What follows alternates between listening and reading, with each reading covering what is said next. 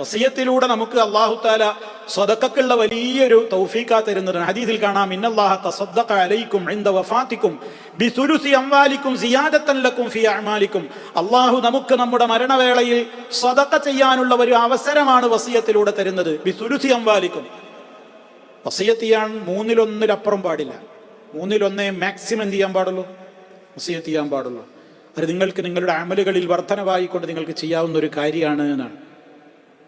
മഹാനായ സഅദ് റളിയല്ലാഹു തആല അൻഹു ഒരിക്കൽ വഫാത്താകുന്ന വേളയിൽ അദ്ദേഹത്തിന് അള്ളാഹുവിന്റെ റസൂൽ രോഗം കാണാൻ വേണ്ടി ചെന്നപ്പോൾ അള്ളാഹുവിന്റെ റസൂലിനോട് അദ്ദേഹം പറഞ്ഞു, പ്രവാചകരെ, എനിക്കൊരുപാട് സ്വത്തുണ്ട്, എനിക്കാണെങ്കിൽ ഒരു പെൺകുട്ടി മാത്രമേ ഉള്ളൂ, ആരും കാര്യമായിട്ടൊന്നുമില്ല.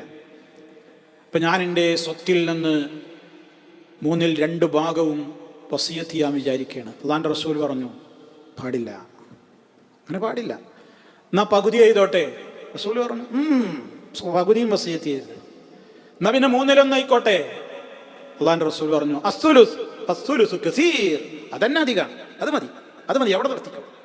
എന്നിട്ട് പറഞ്ഞു, നിന്റെ അനന്തരാവകാശികളെ നിന്റെ കാലശേഷം അവരുടെ ആവശ്യങ്ങൾ നിർവഹിക്കാൻ വേണ്ടി മാലോകരുടെ മുമ്പിൽ കൈനീട്ടുന്നവരവസ്ഥയിലാക്കി നീ അവരെ വിട്ടേക്കുന്നതിന് പകരം അവരുടെ കാലിൽ നിൽക്കുവാനുള്ള ഒരു ധന്യത നീ അവർക്ക് നൽകി നീ മരിക്കലാണ് നിനക്കുത്തമം.